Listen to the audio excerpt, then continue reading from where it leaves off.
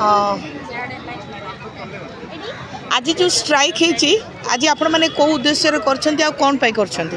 actually madam आम जो आम गवर्नमेंट को बहु पूर्व आम 10 दफा दाबी दि जाता से दाबी गुड़िक मुख्यतः आम दाबी है 2013 पूर्व पोस्टिंग पाई आमर सीनियर नर्सिंग अफिसर मानक 6 वर्ष कंट्राक्चुअल पीरियड को मूल चाकरी मिसाई प्रमोशन दि जाऊ जो मैंने आम नर्सिंग अफिसर भाई भाई मानक जबरदस्ती सीएचओ पोस्टिंग दे देते से नर्सिंग अफिसर को कन्वर्ट कर जाऊ आम मैंने केविके एरिया रहीकि आम केविके अलाउंस पाऊना जो जगह कि डॉक्टर मैंने पाँच 1.5 लाख लाखे एम पाँच से जगह आम गोटे टंका भी पाऊना आमको हॉस्पिटल मेरुदंड कहुपर आम गोटे छुट्टी भी आमको मिलूना आम गोटे छुट्टी मिलूना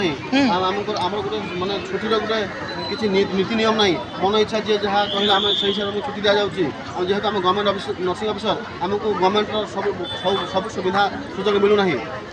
आम ड्रेस कोड चेंज एमती 10 दफा दाबी नहीं आम आज 2 दिन पर्यंत आम एमरजेंसी ड्यूटी को करी